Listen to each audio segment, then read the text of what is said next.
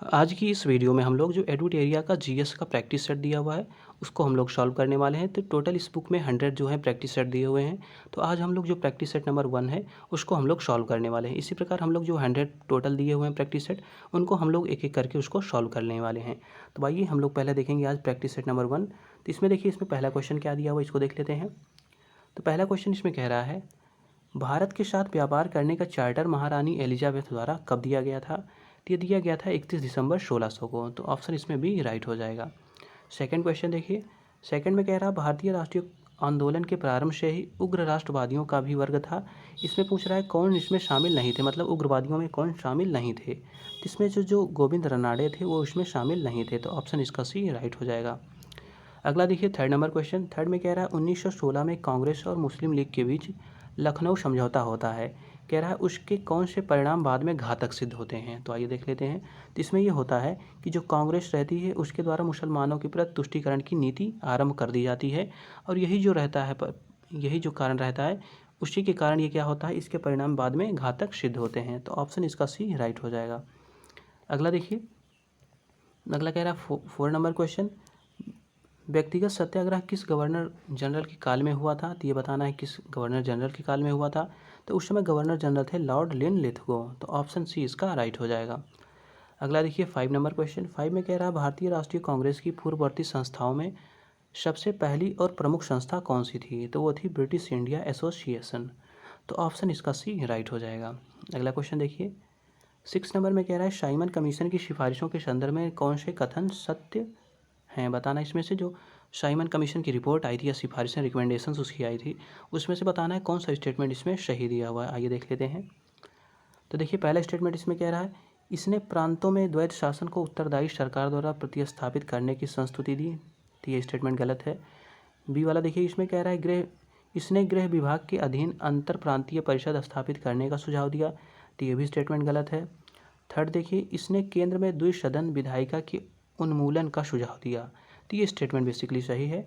अगला देखिए, डी वाला कह रहा है, इसने भारतीय पुलिस सेवा इस प्रावधान के साथ सृजित करने की संस्तुति की कि ब्रिटिश भर्ती का भारत की तुलना में वेतन तथा भत्ता अधिक होगा, तो इसलिए इसने नहीं किया हुआ था। तो ये भी स्टेटमेंट गलत है। तो इसमें सिर्फ ऑप्शन सी जो है वो राइट हो जाएगा। अगला देखिए 7 नंबर क्वेश्चन। 7 में कह रहा है, Dadabhai Naoroji British House of Commons के लिए चुने जाने वाले पहले भारतीय थे। उन्हें किस पार्टी के टिकट पर चुनाव जीता था, मतलब उन्होंने किस पार्टी के टिकट पर चुनाव जीता ये बताना है। तो उन्होंने जीता था लिबरल पार्टी से। तो ऑप्शन जो डी होगा वो राइट हो जाएगा। अगला देखिए 8 नंबर क्वेश्चन क्या कह रहा है। 8 नंबर कह रहा है, भारत पर हूणों का प्रथम आक्रमण किस शासक के समय हुआ था? तो ये हुआ था स्कंदगुप्त के समय। तो ये इसका आंसर क्या हो जाएगा, इसका ऑप्शन हो जाएगा ऑप्शन सी। चलिए 9 नंबर क्वेश्चन देख लेते हैं। तो 9 नंबर में कह रहा है, एहोल अभिलेख किस शासक से संबंधित है? तो एहोल अभिलेख के बारे में बताना है, ये किस शासक से संबंधित है। तो यह है पुलकेशिन द्वितीय से। तो ऑप्शन इसका सी राइट हो जाएगा। अगला देखिए, सत्यमेव जयते किस उपनिषद में संग्रहित है या किस उपनिषद से लिया गया है? तो ये लिया गया है मुंडक उपनिषद से। तो ऑप्शन इसमें डी जो होगा वो राइट हो जाएगा। अगला देखिए 11 नंबर, इसमें कह रहा है, महावस्तु महात्मा बुद्ध का जीवन वृत्तांत है। इसका संबंध किस शाखा से है? बताना है ये किस शाखा से है। तो ये महायान शाखा से रिलेटेड है। तो ऑप्शन इसका ए राइट हो जाएगा। अगला देखिए 12 नंबर कह रहा है, अकबर द्वारा बनाए गए उपासना भवन का क्या नाम था? तो इसका नाम था इबादत खाना। इबादत का मतलब वैसे ही होता है पूजा।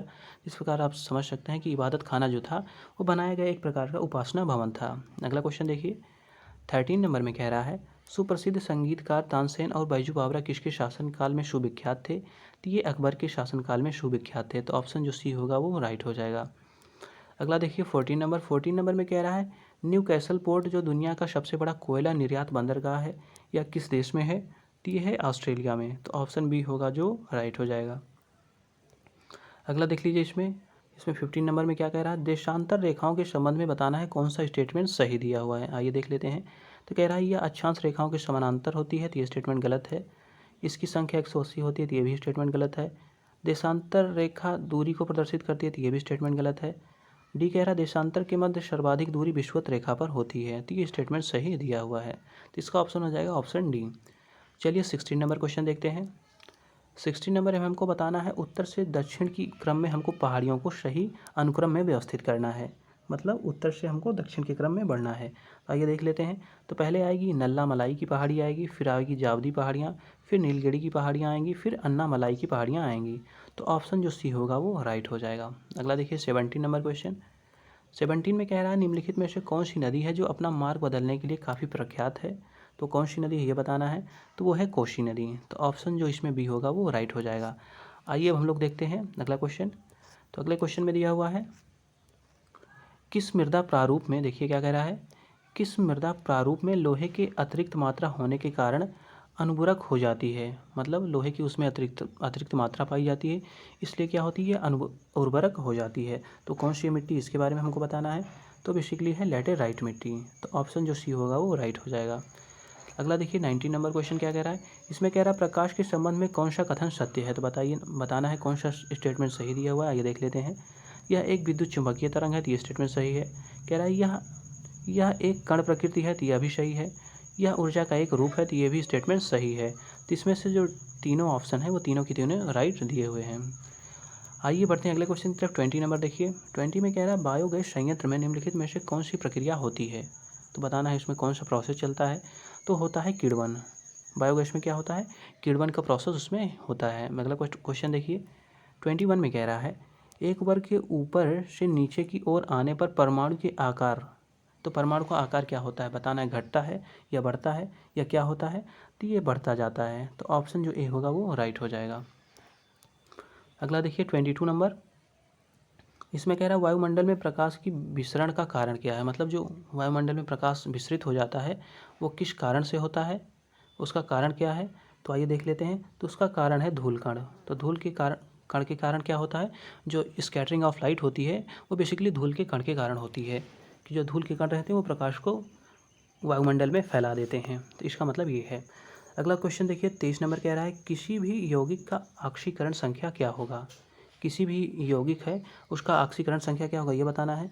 तो ये होगा 0, क्योंकि जो यौगिक होते हैं उनकी ऑक्सीकरण संख्या 0 होती है। अगला देखिए 24 में देख लीजिए। 24 कह रहा है सर्प विषरोधी सुई किस तत्व का एक यौगिक है। तो किस तत्व का यौगिक है हमको वो बताना है। तो वो है स्वर्ण यौगिक का। तो ऑप्शन जो ए होगा वो राइट हो जाएगा। अगला देखिए दाब का बीमीय सूत्र बताना है हमको। तो दाब का बीमीय सूत्र क्या होगा, तो ये हो जाएगा ML-1 T-2। तो इसका जो ये होगा बीमीय सूत्र हो जाएगा। अगला देखिए 26 में क्या कह रहा है। 26 कह रहा है जैव शैल क्या है। जो जैव शैल है वो क्या है बताना है हमको। तो वो बेसिकली है कोयला। जैव शैल क्या होती है, कोयला होती है।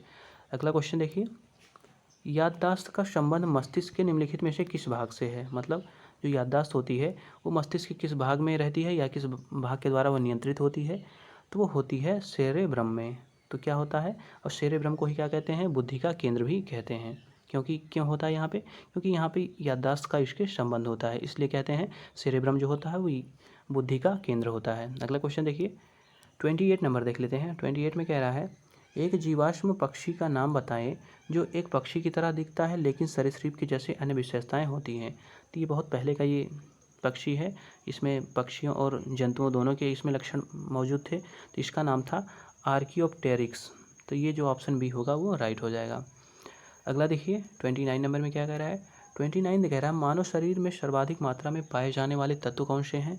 तो सबसे ज़्यादा मात्रा में क्या पाया जाता है, तो ऑक्सीजन पाया जाता है। तो ऑप्शन बी इसमें राइट हो जाएगा। अगला देखिए 30 नंबर में कह रहा है परिपथ में किन्हीं दो बिंदुओं के बीच विभवांतर मापने के लिए किसका प्रयोग किया जाता है। तो बेसिक से ये पूछा जा रहा है कि जो विभवांतर मापने का यंत्र है उसको क्या कहते हैं, ये क्वेश्चन पूछा जा रहा है। तो उसको कहते हैं वोल्ट मीटर। तो ऑप्शन जो भी होगा वो राइट हो जाएगा। आइए 31 नंबर क्वेश्चन देखते हैं। तो 31 में देख लीजिए क्या दिया हुआ है। 31 कह रहा है आपातकाल के दौरान, देखिए आपातकाल के दौरान मौलिक अधिकारों का निलंबन कौन कर सकता है। तो ये बताना है कौन कर सकता है। तो कर सकते हैं भारत के राष्ट्रपति। तो ऑप्शन जो सी होगा वो राइट हो जाएगा। अगला देखिए प्राक्कलन समिति के सदस्यों का कार्यकाल कितने वर्ष का होता है ये बताना है। ये होता है 1 वर्ष के लिए।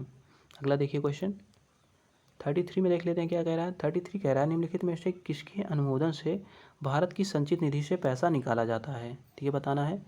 तो ये भारत की जो संसद होती है उसके अनुमोदन से क्या होता है, भारत की संचित निधि से पैसा निकाला जाता है। अगला क्वेश्चन देखिए 34 में क्या कह रहा है। 34 कह रहा है भारतीय संविधान में विधि के समक्ष क्षमता किस देश के संविधान से ली गई है। तो ये कहाँ से ली गई है? तो ये ली गई है ब्रिटेन के संविधान से। तो ऑप्शन डी इसमें राइट हो जाएगा। 35 नंबर देखते हैं, इसमें क्या कह रहा है। 35 कह रहा है संविधान संशोधन प्रक्रिया संविधान के किस भाग में उल्लेखित की गई है? तो जो संविधान संशोधन की प्रक्रिया है वो संविधान के किस भाग में है ये बताना है। तो ये है भाग 20 में, तो ऑप्शन डी होगा वो राइट हो जाएगा। अगला देखिए 36 नंबर। 36 में दिया है, दो तरफ सूचियाँ दी हुई, हमको आपस में इन्हें सुमेलित करना है। तो आइए देख लेते हैं। तो पहला है भाषाओं का उल्लेख। तो भाषाओं का उल्लेख किया गया 8वीं अनुसूची में। दल बदल विरोधी जो अधिनियम है वो कहाँ पे है? तो 10वीं अनुसूची में है। और जो 73वां संविधान संशोधन है वो कहाँ पे है? तो वो है 73वां संविधान संशोधन अधिनियम कहाँ है? तो वो है 11वीं अनुसूची में। और जो भूमि सुधार अधिनियम से संबंधित प्रावधान है वो 9वीं अनुसूची में दिए हुए हैं। तो इस प्रकार जो 36 का ऑप्शन क्या हो जाएगा? उसका ऑप्शन हो जाएगा बी। चलिए अगला क्वेश्चन देख लेते हैं। अगले क्वेश्चन में क्या है? अगला क्वेश्चन है 37 नंबर। 37 में कह रहा है 1833 के चार्टर अधिनियम के अंतर्गत प्रथम विधि आयोग का गठन किसकी अध्यक्षता में किया गया था? तो ये क्वेश्चन ऐसे भी बन सकता है कि जो प्रथम विधि आयोग बना था वो कब बना था, किस एक्ट के द्वारा बना था? तो 1833 के चार्टर एक्ट के द्वारा वो बना था। और इसकी अध्यक्षता में किसकी अध्यक्षता में बनी थी ये बताना है हमको। तो ये उस समय अध्यक्ष कौन थे? तो वो थे लॉर्ड मैकाले। तो लॉर्ड मैकाले की अध्यक्षता में 1833 के चार्टर अधिनियम के अंतर्गत विधि आयोग का गठन किया गया था। इस बात को ध्यान रखिएगा। चलिए अगला देखिए 38 नंबर। 38 में कह रहा है निम्नलिखित में से कौन सी औषधि या क्रांति प्याज और झींगा उत्पादन से संबंधित है? मतलब बताना है कि कौन सी जो क्रांति है वो प्याज और झींगा उत्पादन से संबंधित है। तो आइए इसको देख लेते हैं। तो इसमें ऑप्शन हो जाएगा ऑप्शन सी, गुलाबी क्रांति। तो गुलाबी क्रांति किससे रिलेटेड है? वो प्याज और झींगा उत्पादन से ये संबंधित है। अगला देखिए 39 नंबर। 39 में कह रहा है निम्नलिखित में से किन दो संस्थाओं को ब्रिटेन वुड जुड़वा नाम से जाना जाता है? तो मतलब किसको कहा जाता है कि ये ब्रिटेन वुड की जुड़वा संस्थाएं हैं। मतलब क्या होता है कि जो ब्रिटेन वुड में एक सम्मेलन होता है और वहीं पे ये दो संस्थाएं निकलकर सामने आती हैं। तो कौन कौन सी संस्थाएं थी इसको देख लेते हैं। तो ये थे IMF और वर्ल्ड बैंक। तो IMF और विश्व बैंक जो है उनको क्या कहा जाता है? उनको ब्रिटेन वुड्स की जुड़वा कहा जाता है। मतलब ये ब्रिटेन वुड्स जो सम्मेलन हुआ था उसी से ये निकल कर दोनों संस्थाएँ आती हैं। आइए अगला क्वेश्चन देखते हैं। 39 हो गया। 40 नंबर क्वेश्चन देख लेते हैं। 40 नंबर क्वेश्चन में क्या कह रहा है? तो 40 नंबर में क्वेश्चन में कह रहा है किस वर्ष भारतीय रिजर्व बैंक का राष्ट्रीयकरण किया गया था? ये बताना है कब जो है भारतीय रिजर्व बैंक का राष्ट्रीयकरण किया गया था। तो वो किया गया था 1949 में। तो ऑप्शन बी इसका राइट हो जाएगा। अगला क्वेश्चन देखिए, हिंदू राष्ट्र का विचार मूलतः किसका है? मतलब हिंदू राष्ट्र जो विचार आया है ये विचार किसका था ये बताना है हमको। तो ये विचार था वीडी सावरकर का। किसका था? वीडी सावरकर का। अगला देखिए 42 नंबर में क्या कह रहा है? 42 कह रहा है भारत में आयकर क्या है? तो आयकर बताना है प्रत्यक्ष है अप्रत्यक्ष है क्या है? तो ये देख लेते हैं। तो ये जो है ये प्रत्यक्ष और प्रगतिशील है। प्रगतिशील क्यों है? क्योंकि ये प्रोग्रेसिव होता है। जितनी आय जिसकी ज़्यादा रहेगी उसमें उसको ज़्यादा उतना टैक्स देना पड़ेगा, इसलिए इसको कहा जाता है ये प्रगतिशील है। अगला देखिए 43 क्या कह रहा है? कुचिपुड़ी किस राज्य का प्रसिद्ध लोक नृत्य है ये बताना है। तो ये बेसिक सा क्वेश्चन है। तो ये है आंध्र प्रदेश का। तो ऑप्शन जो डी होगा वो राइट हो जाएगा। आइए 44 नंबर देख लेते हैं। 44 में कह रहा है हिमानी उत्तम पर्व का संबंध किस खेल से है? तो ये बताना है जो हिमानी उत्तम पर्व है इसका संबंध किस खेल से है? तो ये बेसिकली रिलेटेड है ये मलखम्ब से। किससे? मलखम्ब से। तो ऑप्शन जो बी होगा वो राइट हो जाएगा। अगला देखिए निफक आंदोलन के प्रणेता कौन थे? तो जिन निफक आंदोलन था उसके प्रणेता को हमको बताना है, या उसके स्टार्ट उसको किसने किया था ये पूछा जा रहा है। तो वो किया था दादू दयाल ने। तो ऑप्शन इसका सी राइट हो जाएगा। अगला देखिए 46 नंबर। अगला कह रहा है द्रकमा सिक्का किसने चलाया था? जो द्रकमा सिक्का था वो किसने चलाया था? तो वो चलाया था ग्रीक ने। तो ऑप्शन जो ए होगा वो राइट हो जाएगा। अगला देखिए बाढ़ के दौरान हर वर्ष नए एलुवियल का जमाव जो मिट्टी की उर्वरता को बढ़ाता है। एलुवियल मतलब है तो होता है कि जलोढ़ मिट्टी। तो किसको कहेंगे? इसी को क्वेश्चन इस तरह से पूछा जा रहा है कि जो बाढ़ के दौरान हर वर्ष नई मिट्टी आती है उसी को एलुवियल कहते हैं, या उसको क्या कहते हैं? उसको हम लोग खादर कहते हैं। तो पूछा जा रहा है कि एलुवियल के जमाव को जो मिट्टी की उर्वरता को बढ़ाता है, तो पूछा जा रहा है उसको क्या कहते हैं? तो उसको कहते हैं खादर। तो एलुवियल यहाँ पे दिया हुआ था, इसलिए देखिए आप आइडिया लगा सकते हैं कि एलुवियल का मतलब ही होता है खादर मिट्टी, इसलिए इसका आंसर हो जाएगा ऑप्शन ए। अगला देखिए 48 नंबर में क्या दिया हुआ है? 48 कह रहा है वह समुद्री सीमा जहाँ तापमान तेज़ी से कम होता है। वह समुद्री सीमा बताना है जहाँ तापमान तेज़ी से कम होता है। तो वो सीमा कौन सी है, तो वो है थर्मोक्लाइन। तो ऑप्शन जो सी होगा वो राइट हो जाएगा। अगला देखिए, बेसल मापदंड किससे संबंधित है, तो बेसल मापदंड हमको बताना है किससे रिलेटेड है, तो ये बैंकिंग क्षेत्र से रिलेटेड है। तो ऑप्शन ए इसमें राइट हो जाएगा। अगला देखिए, अगला कह रहा है इंग्लिश में पहली बार औद्योगिक क्रांति शब्द का प्रयोग किसने किया था, तो इनका हमको नाम बताना है। तो ये किया था अर्नल्ड टायमबी ने। किसने किया था, अर्नल्ड टायमबी ने। तो ऑप्शन इसका जो है वो डी राइट हो जाएगा। आगे देखिए, कुछ इंपॉर्टेंट इसमें फैक्ट दिए हुए हैं, इसको देख लेते हैं। ये भी काफ़ी इंपॉर्टेंट इसमें फैक्ट दिए हुए हैं, आइए देख लेते हैं। तो देखिए, पहला इसमें क्वेश्चन क्या दिया हुआ है। पहला क्वेश्चन कह रहा है भारत में मानव का सर्वप्रथम साक्ष्य प्राप्त होता है, तो वो नर्मदा घाटी से प्राप्त होता है। दूसरा क्वेश्चन कह रहा है सर्वप्रथम प्राचीनतम अस्थायी जीवन के प्रमाण मिले हैं, तो मिले हैं मेहरगढ़ से। अगला कह रहा है एक ही कब्र में 3 मानव कंकाल के अवशेष कहाँ से मिले हैं, तो ये दमदमा से मिले हैं।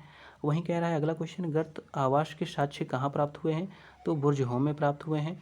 अगला क्वेश्चन कह रहा है मानव के साथ कुत्ते के दफनाने का साक्ष्य कहाँ से मिला है, तो ये भी बुर्ज होम से मिला है। अगला कह रहा है जुता हुआ खेत का साक्ष्य कहाँ से मिलता है, तो ये कालीबंगा से मिलता है। और वहीं पे अग्निकुंड का साक्ष्य कहाँ से प्राप्त होता है, तो ये कालीबंगा और लोथल से प्राप्त होता है। अगला कह रहा है युग्म समाधियाँ, मतलब 2 समाधियाँ एक साथ मिली हैं, का साक्ष्य कहाँ से प्राप्त होता है, तो ये कालीबंगा और लोथल से प्राप्त होता है। वहीं अगला कह रहा है नक्काशीदार ईंटों का प्रयोग का साक्ष्य कहाँ से प्राप्त हुआ है, तो कालीबंगन से हुआ है। अगला देखिए, नर्तकी की कांस्य मूर्ति का साक्ष्य कहाँ से प्राप्त हुआ है, तो मोहनजोदड़ो से यह प्राप्त हुआ है। अगला देखिए, शवों को दफनाने की प्रथा प्रचलित थी, तो वो हड़प्पा में प्रचलित थी। अगला कह रहा है शवों को जलाने की प्रथा कहाँ प्रचलन में थी, तो भी मोहनजोदड़ो में प्रचलन में थी। अगला देखिए, 3 मुख वाले देवता की मूर्ति प्राप्त हुई है, कहाँ से प्राप्त हुई है, तो वो मोहनजोदड़ो से प्राप्त हुई है। अगला देखिए, मिट्टी द्वारा निर्मित जो हल का एक आकृति मिला था या हल का साक्ष्य मिला था, वो मिला कहाँ से था, तो वो बनावली से मिला था। अगला क्वेश्चन देखिए, उन्नत जल प्रबंधन का साक्ष्य हमको कहाँ से मिलता है, तो वो धौलावीरा से मिलता है। और शैलकृत स्थापत्य के प्राचीनतम प्रमाण हमको कहाँ से मिलते हैं, तो ये भी धौलावीरा से ही प्राप्त होते हैं। अगला देखिए, हड़प्पा कालीन स्थल जो 3 भागों में विभक्त था, तो वो कौन था, धौलावीरा। अगला देखिए, कृषि का प्रथम साक्ष्य प्राप्त होता है, तो वो मेहरगढ़ से प्राप्त होता है। अगला कह रहा है चावल का प्राचीनतम साक्ष्य कहाँ से प्राप्त होता है, तो वो कोल्डिहवा से प्राप्त होता है। अगला देखिए, आग का आविष्कार कब होता है, तो ये पूरा पाषाण काल में होता है। वहीं पहिए का आविष्कार पूछा जाए तो ये नवपाषाण काल में होता है। फिर से एक बार देख लीजिए, जो आग का आविष्कार होता है वो पूरा पाषाण काल में, और पहिए का जो आविष्कार रहता है वो नवपाषाण काल में होता है। अगला कह रहा है मानव द्वारा सर्वप्रथम प्रयुक्त अनाज कौन था, जौ, जिसको कहते हैं, यौ भी कहते हैं। तो ये मानव द्वारा सबसे पहले प्रयुक्त अनाज था। अगला क्वेश्चन कह रहा है मानव द्वारा सर्वप्रथम प्रयोग में लाया गया धातु कौन सा था, तो वो तांबा था। अगला कह रहा है राष्ट्रीय मानव संग्रहालय स्थित है, तो वो भोपाल में है। अगला कह रहा है सिंधु सभ्यता के प्रमुख बंदरगाह कौन से थे, तो लोथल और सुतकोटदा जो थे वो सिंधु घाटी के प्रमुख बंदरगाह थे। और लास्ट इसमें देखिए, हड़प्पा एवं मोहनजोदड़ो को संयुक्त या जुड़वा राजधानी किसने कहा था, तो ये पिगट ने कहा था। तो इस प्रकार हम लोगों ने जो प्रैक्टिस सेट फर्स्ट था उसको हम लोगों ने कवर कर लिया। अब हम लोग मिलेंगे अगले वीडियो में एक नए प्रैक्टिस सेट के साथ।